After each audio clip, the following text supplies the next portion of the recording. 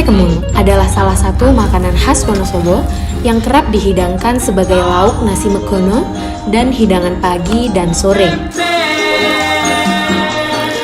Tahu tempe kacang dele itu makanan utama, dimasak pakai minyak kelapa, hidangan rakyat jelate.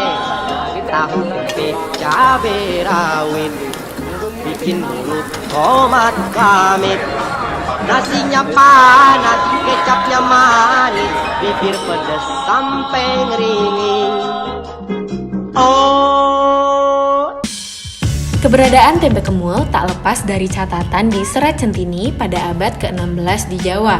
Dalam jilid ketiga dan 12 disebutkan brambang jahe santen tempe, asem sambel letoan, dan kadele tempe serundengan. Sementara menurut sejarawan dan budayawan Dr. Ong Hok Ham, keberadaan tempe berawal dari penemuan tidak disengaja masyarakat Jawa di abad ke-19 saat terjadi kesulitan pangan masa tanam paksa Belanda tahun 1830.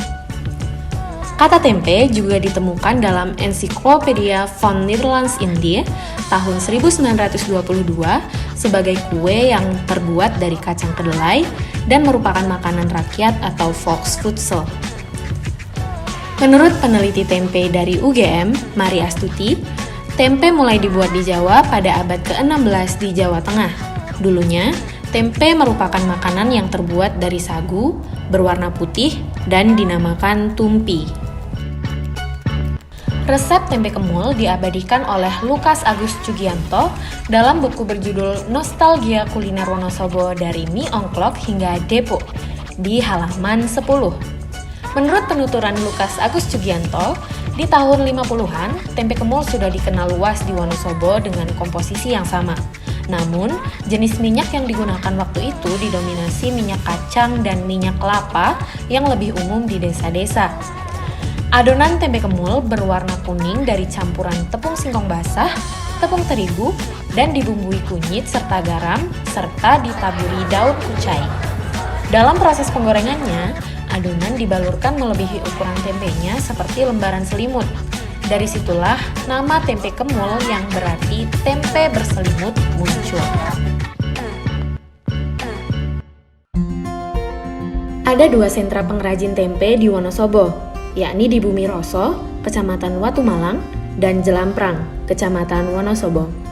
Para pengrajin tempe yang masih bertahan merupakan generasi kedua hingga ketiga yang meneruskan para pendahulunya. Salah satu pengrajin yang dikenal di Jelamprang adalah Zaini, yang kini diteruskan putrinya Zuriyah dan cucunya Freddy Kurniawan. Tempe yang diproduksi punya ciri khas dibungkus satuan dengan daun pisang dan dibentuk seperti piramid atau bucu dan khusus dibuat untuk tempe kemul dalam berbagai ukuran. Kula suwe saged nggih nganu kelas tunggal SD. Kula mbak niki kula dereng dangu ngerasaken mae tahun 2011. Nggih sarane penghasilan king cepet di mam lah. Oleh saniki king saged mam saniki ngeten. Penghasilan kecil. Awalnya tumbas, yuk cuci rendam.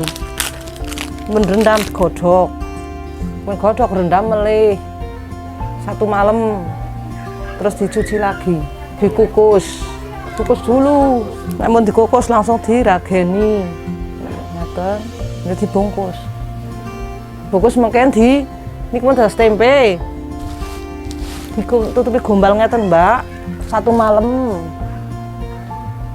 nginjang nek pun enten wulune nika buka diler. 2 hari dadi tempe.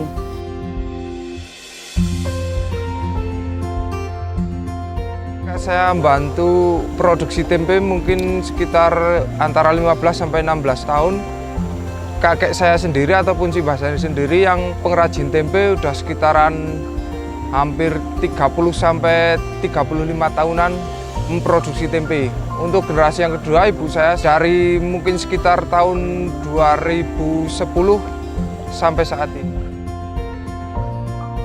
Untuk perebusan pertama butuh waktu 1,5 jam, setelah itu dicuci sampai bersih lagi, kita hancurkan ataupun kita belah menjadi 2 itu dengan cara manual. Caranya pakai diinjak-injak sampai kaki, itu sampai sedikit halus, ada yang terbelah jadi dua, itu kita cuci lagi sampai bersih, setelah itu kita rebus kembali. Setelah dikukus, dicampur dengan ragi, siap dibungkus. Generasi berikutnya mungkin ada kakak saya dan juga saya sendiri. Untuk rencana mungkin akan kami teruskan. Bahan dasar utama tempe kemul lainnya adalah tepung singkong basah atau aci basah yang diproduksi secara massal maupun tradisional di Dadapan, Garut.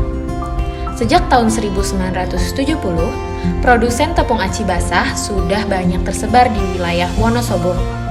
Didukung dengan melimpahnya pasokan singkong yang setiap pekannya mampu memenuhi kebutuhan produsen. Menurut pengrajin tepung aci basah, Muhlazin, sebelum ada produksi tepung secara massal, warga mengolah singkong sendiri di rumah untuk dijadikan tepung. Saderenge niku dereng lahir pun damel tahun 1975. Biyen nggih kula sadene tewul. Lebar niku njon damel pati diterusaken Kak. Hasilnya lumayan ya terus pasti tekan sepriki. Ngriki kejaba Dadapan itu nggih sekitare lah. Pokoknya Kecamatan Garung. Duka Gretek, duka teng pundi ngoten niku kan mlebune teng mriki. Mboten wonten apa mung boten teka ceki langsung barut mboten mau. 70. Ya. Dugi samriki nggih niku. Damele niku cimol, geblik, tempe kemul. Nek tepung kering kok gawe bangsane tempe kemul, geblik ora dadi pecah terus. Dadine tepung basah. Pembeli yang paling banyak itu Sukabumi. Lokal nggih kathah, tapi ini paling kan 5 kintal, 1 ton. Karo tengah ton, nek Sukabumi kan kiriman ki paling ora kan 10-an ton. Nyuwune niku sedasa dinten pindah. Nggih. Nek niki lah mboten enten batase, nek butuh 5 kintal, 2 kintal, seton ngono. Eceran nang kene ngono.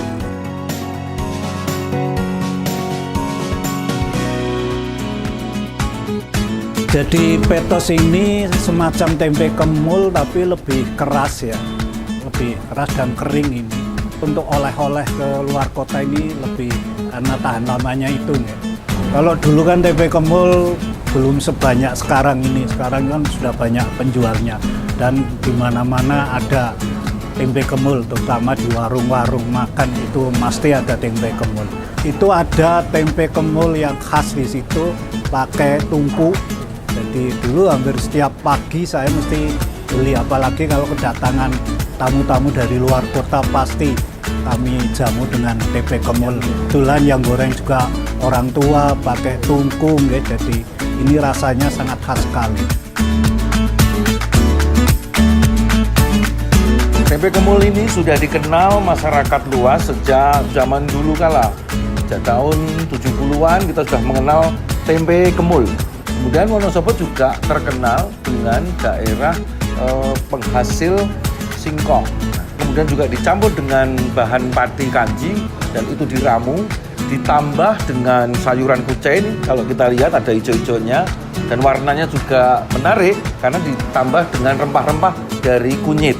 Nah, menjadi nama kemul karena ketika akan dimasukkan ke penggorengan ini dibalur dengan adonan tadi dan orang menyebutnya kayak diselimuti, maka orang Jawa menyebutnya kemul. Inilah tempe kemul.